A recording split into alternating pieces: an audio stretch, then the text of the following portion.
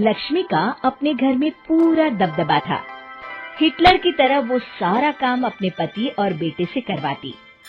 धीरे धीरे उसके पति की तबीयत खराब रहने लगी।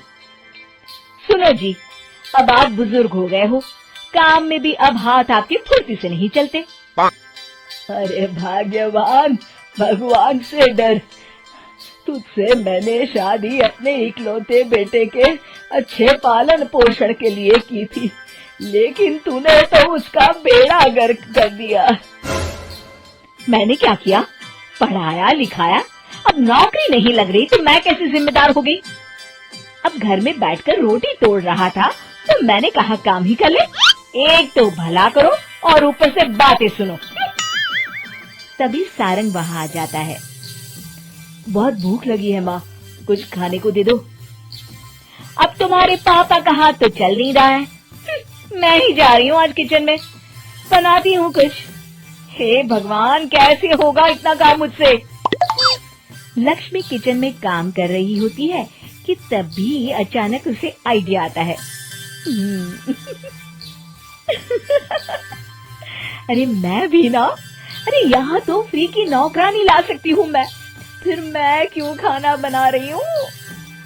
उस दिन लक्ष्मी सारंग की पसंद का खाना बनाती है और बैठकर उसे बड़े ही प्यार से खिलाती है। खा ले बेटा, खा ले, पेट भर के खा ले। अरे रुक, मैं तेरे लिए ना गर्मा गर्म रोटियां लाती हूँ। सारंग और उसके पिता एक दूसरे की ओर बड़े ही हैरानी से देखते हैं। बेटा सारंग, जरूर दाल में कुछ काला है, वरना ये औरत तो हमें बासी खाना भी सुकून से ना खाने दे। सुनील की बात लक्ष्मी सुन लेती है और जोर जोर से चिल्लाने लगती है। अरे हाँ, भलाई का तो जमाना ही नहीं रहा। एक तो आग में खुद को जलाकर तुम लोगों के लिए खाना बना रही हूँ और ऊपर से तुम्हें दाल काली लग रही है।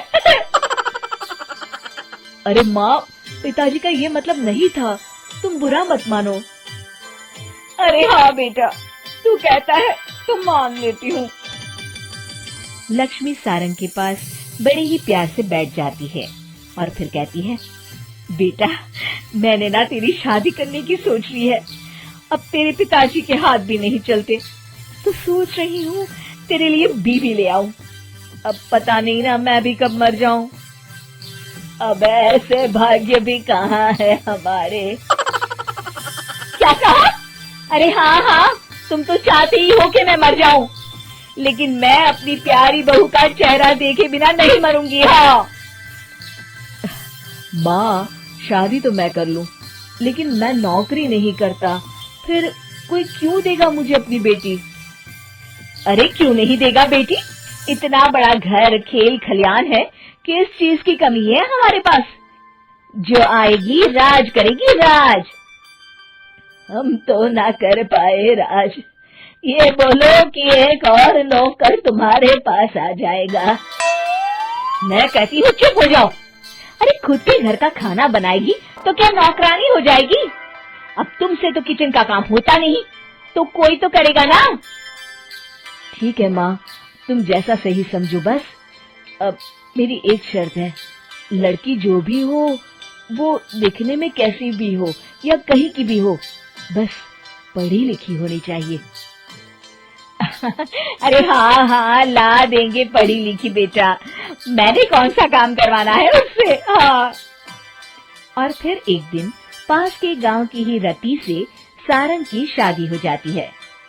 रति दिखने में बहुत ही सुंदर थी, साथ ही साथ काफी पढ़ी लिखी थी।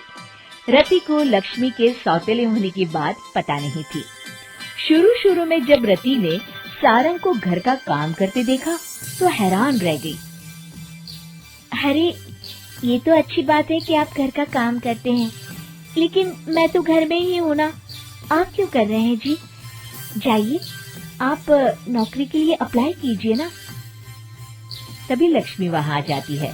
अरे रति बहू, करने दे उसे काम।